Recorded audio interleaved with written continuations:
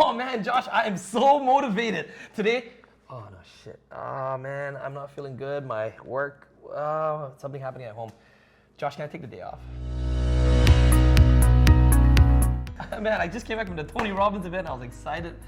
This is why motivation's a myth, right? That's right. You know, this is why, where if we think that if we can only execute when we feel motivated, right?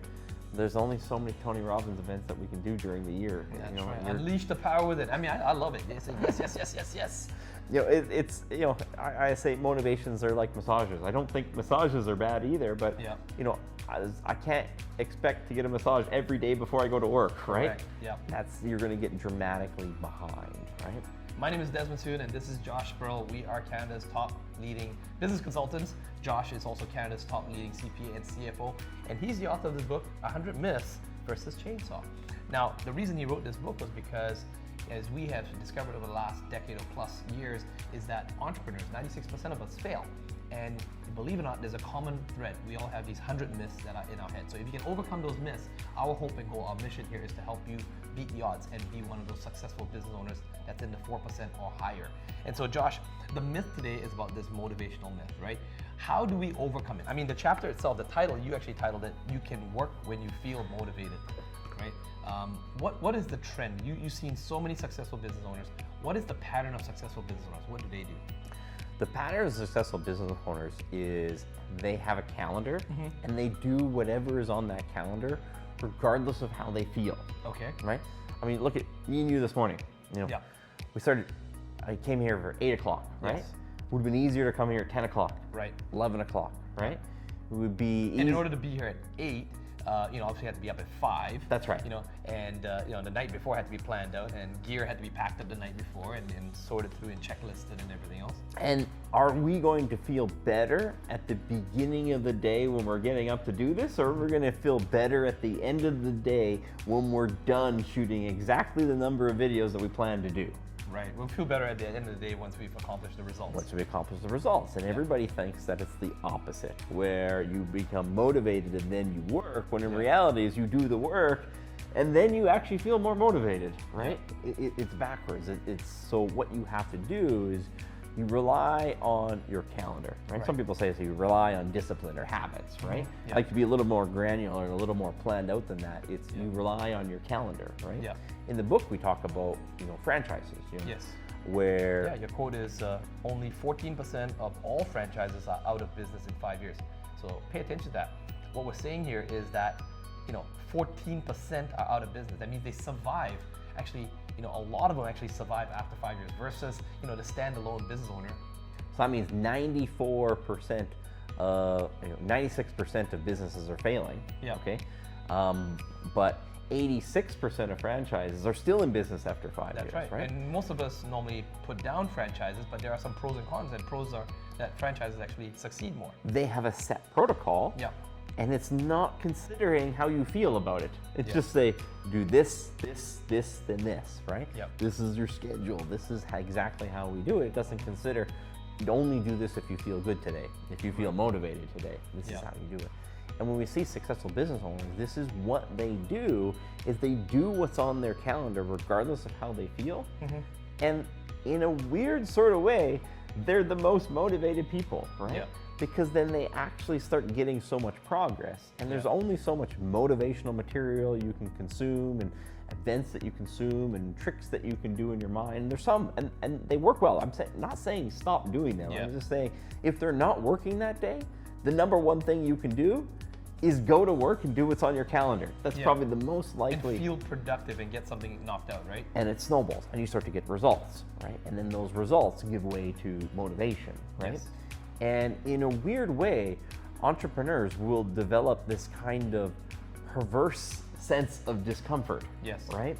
Where it's almost like, the mouse getting the cheese. It's like once they realize that comfort always leads to progress, they lean into the discomfort, right? Because they realize it's like, okay, over here feels easy, but easy rarely leads to progress. Yes. And over here feels like discomfort, but discomfort almost always leads to the progress, right? It's almost like the high you get when you go work out. Initially, when you first work out, you feel all beat up and it's painful.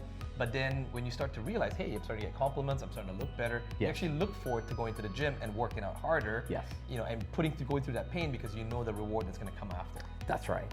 And we have to understand that there's an overwhelming amount of programming Yes. that we go through that says the only way to be happier is to reduce your discomfort. Okay. It's to take more time off. Yeah. You know, it's to talk about your feelings when things are going wrong, right? Yeah. And I'm not saying that doesn't work for people. I'm just saying that there exists a subset of people Yeah. who are often drawn to entrepreneurship. Not all the time, but sometimes, right? And they are never going to be happy trying to reduce their level of comfort. Right. They are only going to be happy on accelerating the number of uncomfortable things they do in pursuit of excellence. Right. Right? And here's where it just, you know, it just doesn't exist. It's like every single message you get is like, we should have a shorter work week. We should take more vacation days, right? Yeah. We should never have any conflict at work. We should just sit there and meditate when something goes wrong, right? Like it's you're bombarded with this all the time, right? Yep. And you have to understand that we're bombarded with it from a very early age, from, you know, our education system, who's predominantly, you know, very, you know, they're a unionized mentality of, Yes. you know, do the, you know, kind of the exact requirements, no more, no less. Yeah. This is what we do. And that's just not going to work in entrepreneurship. Okay. Right. So we have to realize is that, yeah, that programming exists, right? Yep. And it's one method. And someone out there, in fact, a lot of people out there, it might make them very happy. Right. And there's going to be other people, they're going to go, they're not going to work 50 hours a week. They're going to start working, you know, not going to work 60 hours a week. They're going to work 50. Yeah. And they're going to feel more miserable. Yeah. And they're going to work 40. And they're going to feel more miserable. Yeah. And they're going to work 30. And they're going to feel more miserable again, right? Yeah. And that person exists, right? And if you're out there watching right now, you might be that person. Yeah. You feel a sense of achievement when you actually under that stress and you actually are producing results. It's that pursuit of excellence, Yes. right? And you have to remember, our brains are millions of years old, Yeah. right? We were hardwired at a beginning to accomplish difficult things, right? Yes. It was not easy to survive a million years ago, Yeah. right? You had to go out and find food. You had to avoid predators, Yeah. right? And all of a sudden, we're said to sit back, take it easy, Yeah. and you'll feel better, you'll feel motivated. No. There are millions of years of evolution, Yeah. you know, that some of us are maybe a little more primal than others, that if we don't get that pursuit of excellence, and if it's not difficult, Yeah. we're not going to be happy. So Josh, on this topic, I mean, at the start of the video, you even talked about, you know, is it discipline? Is it schedule? I think something that we didn't bring in there as well, which you're big on, is accountability as well too. Having an accountability. So as we segue into more of the action steps, by the way, in every one of our videos, can go check out some of the other videos up here in the I button or in the description below, as well as a copy of the book. We always give you action items in these videos. So make sure you watch these videos because there's 100 different videos that we cover different things that if you just implemented these tips, you already stand a better chance of beating the odds and being around in 5 to 10 years as a successful business owner. So action items here, Josh. Is it having accountabilities? Is it having something in your schedule? You know, do you add motivation there? Is there anything wrong with listening to motivational, you know, audios or videos?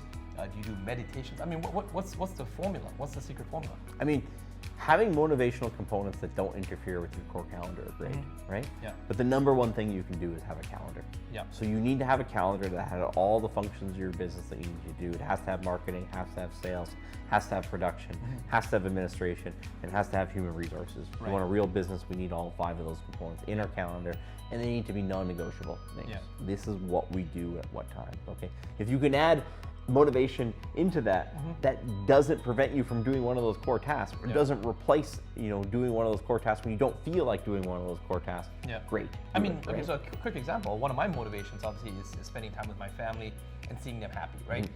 We live in British Columbia, so, you know, hitting up the mountains in the wintertime, being able to go skiing or doing some, snowboarding is a lot of fun. Yeah. Right. So, but it gets blocked out on a day off. Going and doing that charges me up for the week ahead. Yeah. You know, and it gives me more motivation to produce results during the week ahead, so that we can do more of these trips and these small vacations with the family and do fun activities. That's one of my motivations. Yeah, have that on there. That's part of the calendar. Right. I mean, if your calendar is work 24/7, Yeah.